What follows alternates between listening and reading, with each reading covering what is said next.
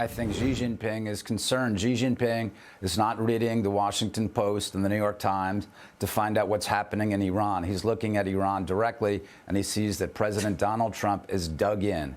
No matter what they're saying, he knows that gas has gone up. He knows there are midterms, and Donald Trump is dug in. So while everyone says the president is worrying, he's concerned, he wants to get a deal, he wants out. He hasn't taken a deal. There's a whole bunch of deals he could take that would make him look like a genius, but it would still leave the Iranians with the ability to make a nuclear weapons to rebuild their program. Instead, he's dug in. That's what's going to worry Xi Jinping this week. And that's author Lee Smith with me yesterday, previewing the president's high-stakes trip to Beijing this week. The president expected there on Thursday. China is confirming that the visit is still happening. Despite the war underway, the Iran conflict is still underway. The issue expected to dominate the week's meetings after the president called Iran's response to the U.S.'s proposal, quote, totally unacceptable.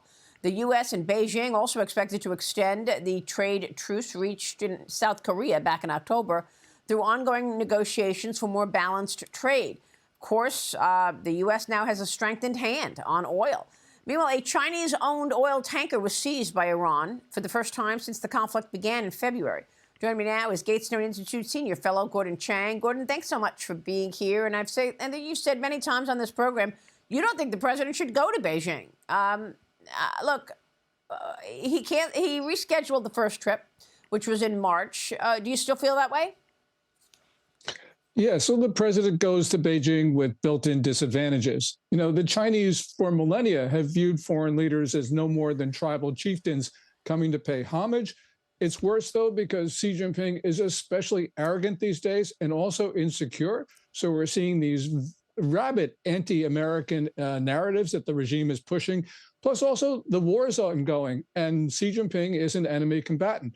But, you know, Trump is Trump, and he can defy conventional wisdom. But nonetheless, he is going to have to do something dramatic to even the tables, because right now he is coming into Beijing not with a good look. Mm-hmm. Well, look, there are so many issues. I mean, the president goes there after having really been aggressive in regards to oil. And China was buying 90% of the oil from Iran. I mean, do you think that the president could get the Chinese to start buying oil from the Gulf of America? I think that's certainly possible because the Chinese definitely need it. We saw the big CPI numbers in China for April. So clearly there have an oil shock there. Whether they will actually buy American energy, I don't know, because if you go back 3 or 4 months, they were actually taking the cargoes of LNG that they had previously bought and they were redirecting them to Europe. So China doesn't want to buy American energy, but it very well may be forced to because it is in a difficult position. And that's thanks to President Trump, by the way. Yeah. And now China wants to send waves of these cheap electric vehicles into America. Lawmakers are pushing to close the loophole which allows this to happen. Here's what Ohio Senator Bernie Moreno told me about his bill to block these cars into the U.S. Watch this. These cars have lots of cameras. They send back data to the Communist Party and can be remotely controlled by the Communist Party. Could you imagine letting those vehicles into the U.S.? And that's why it's important to get this legislation across the finish line. And I'm certain that President Trump, we can get that to his desk, hopefully by Labor Day. There's anywhere, from half a dozen to a dozen cameras on these cars. So whatever's on those cameras is sent back to the CCP? Yeah, absolutely. So you can imagine somebody working at an Air Force base. They drive in. These things are surveilling the Air Force base. They also know who's driving the vehicle, their habits, where they go, where they come from. We would never allow Americans to purchase surveillance devices from the Communist Party of China, and that's exactly what these automobiles are. So our bill insists that not happen. It hermetically seals the U.S. market. These cars are about 20 to 30% cheaper than most cars because they're massively subsidized. These are basically little Trojan horses that they're throwing all over the globe. So if we were to have a conflict with China at any point, are you saying that the Chinese Communist Party could control those cars and have them go crashing into things all day long? Yeah, these are connected vehicles, so they could actually take over the driving of the vehicle, lock the doors, roll up the windows, and crash the vehicle into sensitive sites. This is the technology that exists in these Chinese cars. We're just not going to let that into our market. I mean, Gordon, I'm not surprised, but listen to what he's saying there. I mean, they're like roaming surveillance machines, and they could be used as weapons. Yes. I mean, the phrase is rolling spy machines. You know, the Biden administration in January 2025 issued regulations that prevent China's EVs into our country because they are connected vehicles. But we do need legislation because what Biden did was just an executive order.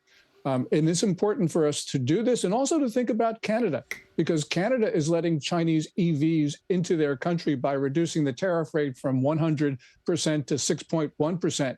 We should not allow Canadians to drive their Chinese EVs across our border into our country, because China will be able to surveil the United States with the Canadian cars. That's unbelievable. What about the economy? China reporting a 14% growth in exports in April. Data from the CCP shows imports were also up over 25% last year. It amounts to a nearly $85 billion trade surplus, Gordon. I know that the economy of China has been faltering, and I'm not sure I believe these numbers either. But what's your take on how the economy there is doing right now? Well, we can take a look at China's car sales for April, down 21.6%. And the only reason why Chinese car companies are still in business is because in April, the export of Chinese cars was up like 80.1%.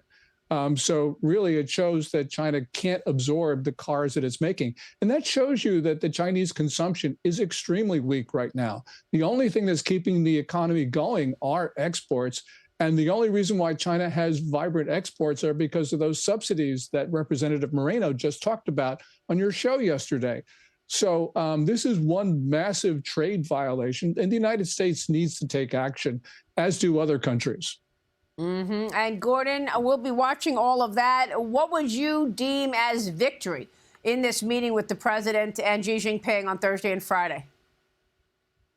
Oh, what a great question. And I think the answer is going to be that the trade truce is extended. I'd like to see that. Of course, I'd like to see the Chinese put pressure on Iran, but we should not expect that.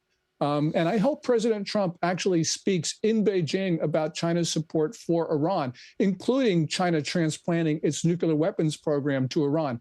The president of the United States needs to tell the people of the world why there is a war. Right now, he has not made the case, even though he does have all the facts. And the reason is that China has made Iran dangerous to the world. President Trump needs to say that out loud to show, for instance, that he's not afraid of the Chinese. And that's a really critical thing for him to do at this moment, because right now, Xi Jinping is arrogant off the charts. All right, we'll be watching all that. Gordon, always a pleasure. Thanks so much. Thank you, Maria. Gordon Chang joining us. We'll be right back. Stay with us.